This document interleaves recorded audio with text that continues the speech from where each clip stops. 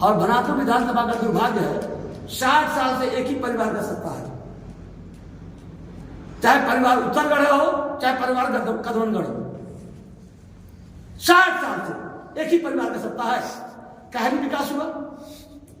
मैं पूछना चाहता हूं। मैं में फंसे हुए मजदूरों के प्रति संवेदना देखा तो मेरा आत्मा रो गया कि हेमंत ठुट्ठों के सरदार है, पाखंड के सरदार का नाम हेमंत है, लूट का नाम हेमंत है, बेशर्म और ठग का नाम हेमंत है। कभी मैं हेमंत का सिपाही होने का गर्व करता था, आज मैं शर्म करता हूं हेमंत का नागरिक होने का। 30,000 मजदूर की परिवार प्रभावित है, 730 जो रजिस्टर्ड थे, उनकी पत्नी, उनके बच्चे अनरजिस्टर्ड डंपर ऑपरेटर, सावल ऑपरेटर, पोगलेन ऑपरेटर, हेल्पर, रेजा बेलदार जो रेक लोड करते थे, उनका लिस्ट में नाम नहीं है कि हेमंत सरकार के 2 जमूरे घूम रहे हैं। इन्हीं जमूरों को खुश करने के कभी हेमंत जी ने 2013 में फरवरी के महीने में नक्सल उग्रवाद का नेता को सांसद बना के जो पीठ ठोके आम आदमी की भला करने के लिए पावर प्लांट में शिलान्यास किया था, क्या वो झूठा नहीं निकला? सच्चा है? अगर सच्चा होता तो 9 महीने में जब बच्चा मां के पेट से बाहर निकलता है चढ़ के, और 10 साल हो गया पावर प्लांट का शिलान्यास का 100 का भी नाम लिखाया वहां पर, ईटा लगा वहां पर।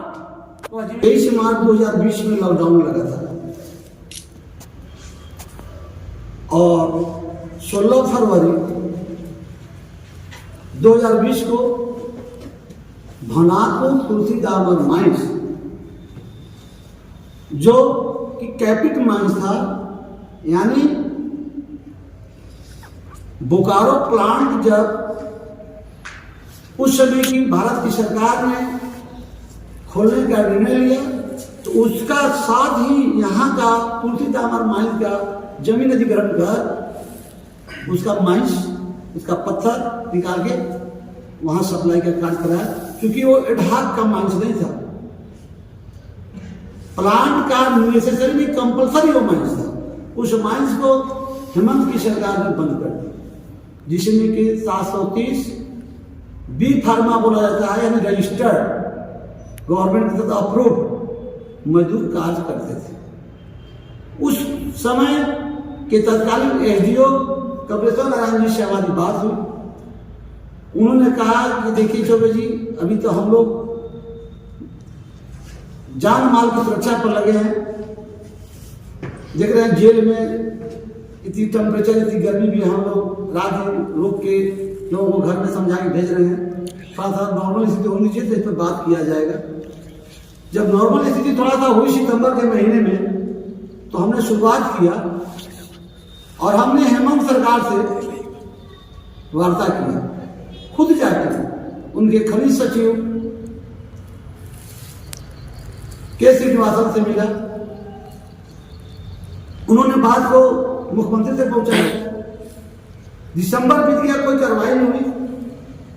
मजबूरी में हमने 2021 के 10 फरवरी को हड़ताल किया, हजारों मजदूरों को लेकर वहां, और 13 दिन मेरी भूख हड़ताल चली। मीडिया के आप लोग हैं, इलेक्ट्रॉनिक्स मीडिया, प्रिंट मीडिया, सब ने प्रमुखता से खबर को छापा।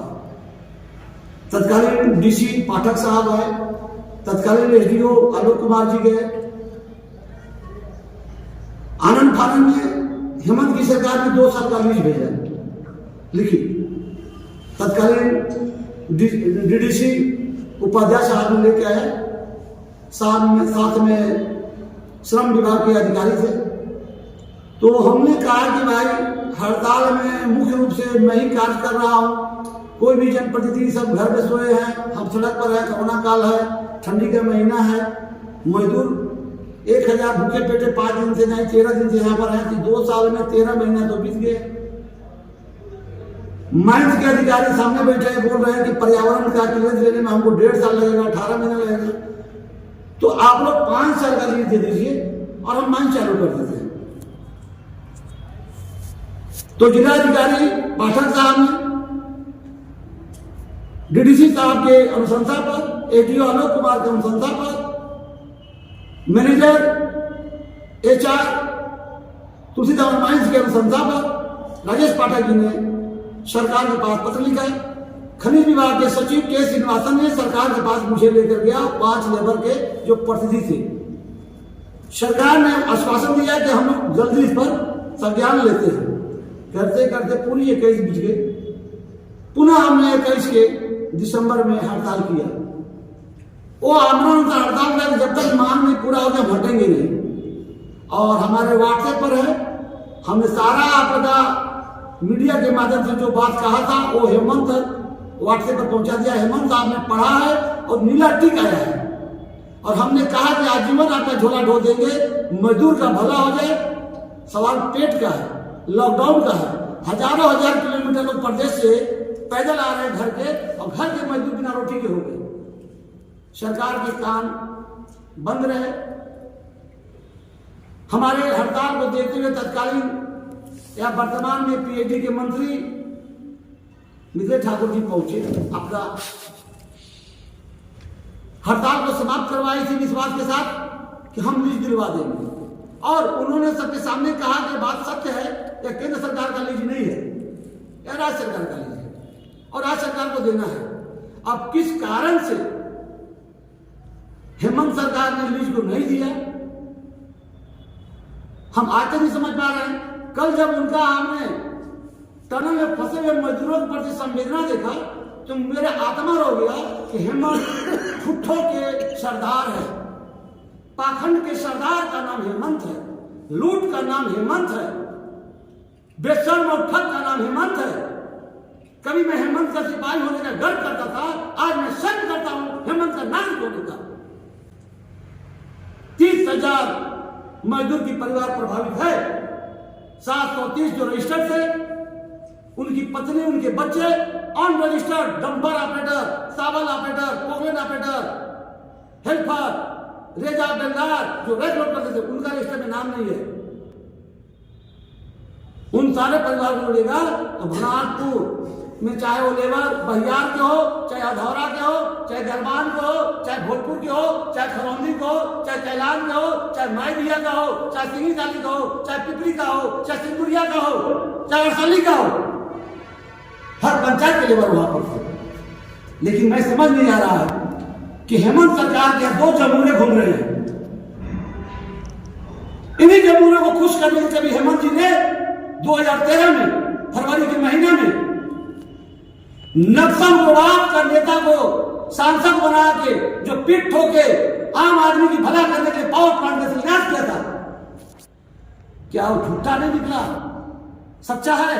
अगर सच्चा होता तो 9 महीने में जब बच्चा मां के पेट से बाहर निकलता है सड़क के, और 10 साल हो गया पावर प्लांट का शिलान्यास का 100 का भी नाम लिखाया वहां पर, ईटा लगा वहां पर, तो जिम्मेदारी किसकी है? जो झारखंड मुक्ति मोर्चा का कार्यकर्ता है उसकी सरकार यहां सत्ता में है। जब झारखंड मुक्ति मोर्चा का विपक्ष का नेता हुआ करता था तो रबर सरकार ने यहां पर शिलान्यास कर दिया था भागोडी में पावर ग्रिड का। मैं इसी अनिकेत प्रेस करके हाउस अरेस्ट था। तब मैं पूछना चाहता हूं, वह सरकार शिलान्यास किया ग्रिड का और ग्रिड बनवा दिया जिसका मैं विरोध कर रहा था, मैं उसको सैल्यूट करता हूं, उसने ग्रिड बनवा दिया। बना हुआ ग्रिड को इन्होंने बटन दबा के छाती पीट रहे हैं। पड़ोसी के बेटा को अपना नाम देने से बाप बनने का प्रयास कर रहे हैं। आपको शर्म आनी चाहिए। आने वाले समय में यहां का नौजवान जो रोजगार के लिए प्रदेश में जाता है और लाश के रूप में आता है, आपको नहीं बख्शेगा। आपको शर्म आना चाहिए। देना था शिक्षा का व्यवस्था, उसका उच्च वर्गीकरण करके टेक्निक व्यवस्था देके हाईटेक सिटी बनाने का, और कर रहे हैं स्कूल में सलवार और कुर्ता का कलर बदल रहे हैं। सलवार और कुर्ता के कलर से शिक्षा का व्यवस्था सुधर सकता है क्या? यह हेमंत नहीं है, हर दर्जे के निकम्मे हैं। यह तो पिता का विरासत पा गया है फ्री में, वरना वो विरासत भी चोरी का है। वह बनांचल का आंदोलन था। तब हम लोग डीएलए कॉलेज में पढ़ते थे, इंटर में, हाई स्कूल में, 84, 85, 86 दूसरे का घर को लूटे हैं। हम अंतिम व्यक्ति के हिमायती हूं और मेरा पार्टी भी है। मैं मोदी का सिपाही हूं, मैं मरांडी का सिपाही हूं। उस दिन भी था, कुछ दुर्घटनाएं हुई, हम रास्ता भटके, पुनः हम ट्रैक पर आए तो हमारे आदिवासी समाज 28% है। बाकी कौन समाज है झारखंड में? चाहे पिछड़ा हो, चाहे अगड़ा हो, चाहे अकलियत हो, वो है ना, जिंदा है ना। तो 100 में 28 को भी हमने सत्ता दिया और उसके बाद भी हेमंत अगड़ा को ठगे, अकलियत को ठगे, पिछड़ा को ठगे, आदिवासी को भी ठग दिए। मैं भनापुर विधानसभा में निवास करता हूं, हमारा कर्म क्षेत्र है। हम यहाँ के जनता जनार्दन को भगवान मानते हैं। मीडिया के लोग मेरे पूर्व परिचित हैं, 10 सालों से मेरे कर्म को जानते हैं। मैं यहाँ के नौजवानों के लिए, यहाँ के शिक्षा के लिए, यहाँ से रोजगार के लिए, यहाँ के प्रशासन की जो दलाली हो रही है, भ्रष्टाचार हो रही है, हर एक ब्लॉक से लेके, थाना से लेके, अनुमंडल से लेके, उसको रौंद डालूंगा, कुचल डालूंगा, बंद कर दूंगा। मनमानी कर रहे हैं। इस सरकार ने प्रशासन पर लगाम लगाने को चीज नहीं है। वीडियो सत्यम कुमार सगमा एक गाय पशु शेड में 91,000 की जगह 50,000 घुस दे रहा है। मैंने डीडीसी महोदय को कहा, गढ़वा को, यही सितंबर के महीना में, तो बोले प्रमाण। हमने जनता प्रमाण नहीं, जनता खदेड़ना जानती है। यह लोकतंत्र है। आप किसी राजा के नुमाइंदे नहीं हैं। आपको शर्म आनी चाहिए कि गरीब मजदूर की गाय से एक नोच खसोट रहे हैं। इन्हीं के पैसा से आपको तनख्वाह मिलता है, आपका बाल बच्चे पलते हैं।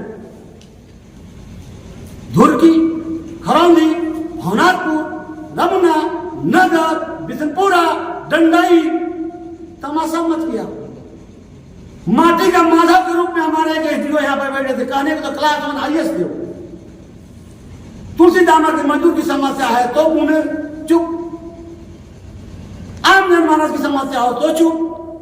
प्रशासन आपको पद दिया है तो जनता के हित के कार्य के लिए। मीडिया के लोग यहाँ पर हैं, आप लोग हमेशा कलम चलाते हैं गरीब जनता के बीच में। क्या आपने कभी इनके प्रभाव में आके खबर को दबाने का प्रयास किया? नहीं किया। प्रशासन रहे या जाए, आपकी जिम्मेदारी अगर लोकतंत्र के साथ है तो आप निभा रहे हैं। कोई एक का नाम मैं नहीं कह रहा हूं कि खाली आप ही निभा रहे हैं, सब कोई। हम भी 10 साल से, हमको समझने में कभी भूल होती थी, आपसे लड़ते थे, लेकिन आप सही काम करते हैं, हमको भी आप बताते हैं। तो आप अपनी ड्यूटी निभा रहे हैं लोकतंत्र के सिपाही बन के, तो प्रशासन क्यों नहीं निभा रहा है? अब प्रशासन नहीं निभा रहा है तो कमी किसकी है? जनप्रतिनिधि का। लोकतंत्र में जनप्रतिनिधि, चाहे सत्ता मेरे पक्ष की हो चाहे उनके पक्ष की हो, अपनी ड्यूटी नहीं निभा रहे हैं।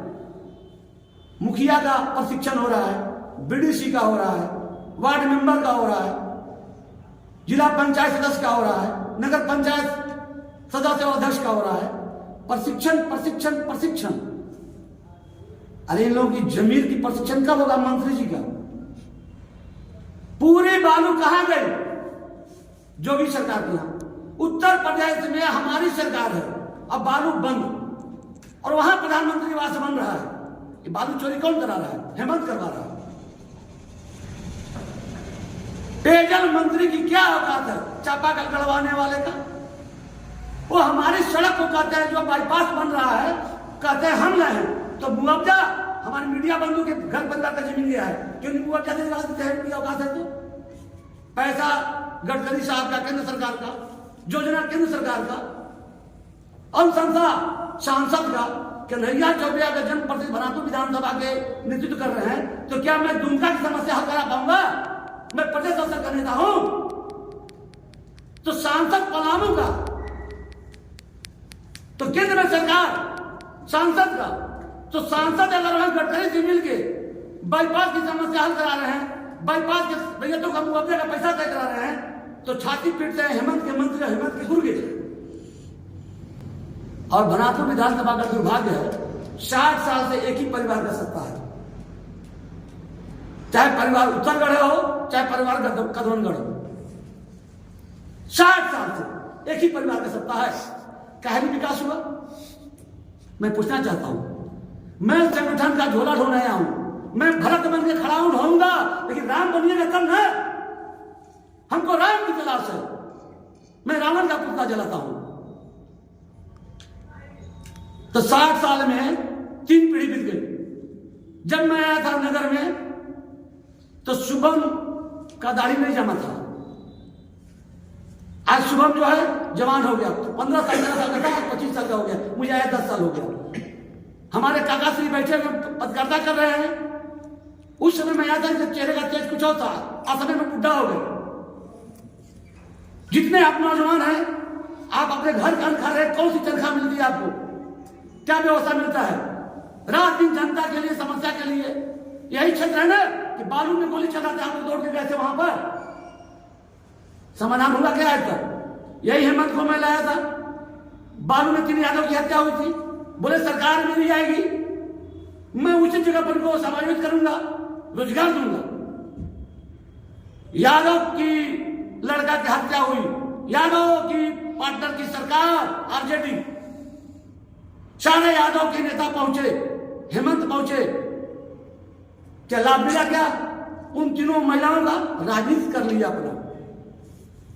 इसलिए मैं कहता हूं यह जिला का दुर्भाग्य है कि जब भी सत्ता के जनप्रतिनिधि आते हैं डाकू ही आते हैं।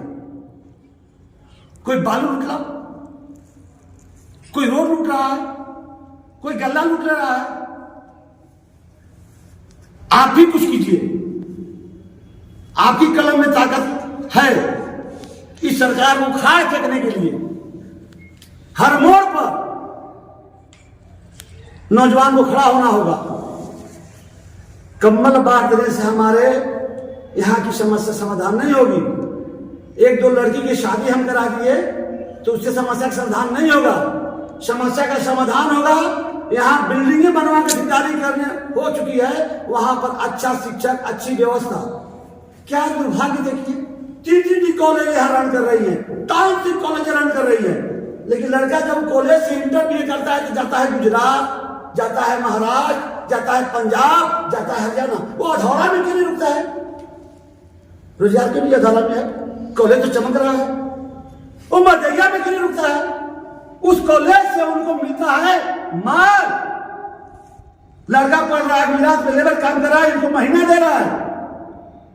3000 लड़के का नाम लिखाया हुआ है और तीनों परिवार के, चारों परिवार का वो कॉलेज खोल के पहले जमींदारी की, जमीन का और कॉलेज की जमींदारी कर रहे हैं। क्या इनकी ड्यूटी बनती है कि हमारे कॉलेज से पिछले 10 साल में 10,000 लड़के निकले हैं तो 100 लड़कों से कहीं पर समायोजित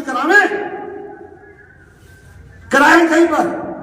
चारों कॉलेज, टाउन के विधायक जी का कॉलेज, मदैया गढ़ का कॉलेज, अधौरा बिनादात का कॉलेज। फीस के लिए चिंता है, बिल्डिंग की चिंता है, ठेकेदारी की चिंता है। जनप्रतिनिधि का पैसा क्यों लगता है कॉलेज में? जनप्रतिनिधि का पैसा कॉलेज में क्यों लगता है? तो आपको बताइए। तो जनप्रतिनिधि का पैसा अगर कॉलेज में लग रहा है तो वह जनप्रतिनिधि और कॉलेज का फाउंडर, व्यवस्थापक, उन लिखने वाले लड़के को इंटर किए हैं, बीए किए हैं, आईएससी किए हैं, बीएससी किए हैं, आईकॉम किए हैं, बीकॉम किए हैं, उनको रोजगार के लेकर केंद्र से लेकर राज्य सरकार से लेकर प्राइवेट बिरला जी से लेकर चाहे बिहार काशी को, चाहे सीआईएसएफ को, आईएसआई का हो, चाहे बगल में हिंडाल्को कनौरिया हो, कहीं भी इन लोगों ने प्रयास किया है रोजगार देने के लिए बच्चों का? नहीं। तो फिर बच्चे गुजरात कमाइए और इनके अकाउंट में पैसा डालिए और रजिस्ट्रेशन कराइए। इधर लड़का से भी पैसा, उधर सरकार से भी ऐड, और दोनों जगह यहां के लुटेरे पैसा लूट रहे हैं। इसमें कौन कसूरवार नहीं है? हेमंत सरकार कसूरवार नहीं है। एक चलान मोटरसाइकिल के कर दे रहे हो 50 रुपया के लिए, आपको आपको दिखाई दे रहा है। एक ट्रैक्टर वाले को चलान कर रहे हो 500 का बालू लेके इंदिरा आवास वाले को देना है। अब पूरी सड़क पर रात दिन दोहन हो रही है। ऐसी ही गाड़ियां चल रही कि आपने देखा नहीं होगा। सड़क पर गडकरी जी को काम मिला हुआ है, ठेकेदार को वेंडर मिला है, तो क्या उसको रेट गलत दिया गया है। और गलत भी दिया गया है तो हम ठेकेदार है, सरकार की है, तभी तो काम नहीं है। तो क्या नियम तोड़ के ओवरलोडिंग, हाई स्पीड, हमारी क्षमता है ना, रोड की मानक थी ना, या रोड बनी थी अटल जी की सरकार के समय, तब इस रोड की मानक थी 20 टन। आज इस रोड पर चल रहा है 70 टन, 75 टन, 80 टन। सरकार चोरी करवा रही है, हेमंत सरकार। हम जनता जनार्दन से, मीडिया के बंधु से, धनापुर विधानसभा के जनता से, गढ़वा के जिला के जनता से निवेदन करते हैं, उठिए, जागिए, बहुत हो गया नौटंकी। हेमंत सरकार उखाड़ फेंकिए, या गरीबों की भलाई के लिए नहीं, अपनी मलाई के लिए सरकार बनाए हैं। आगे भी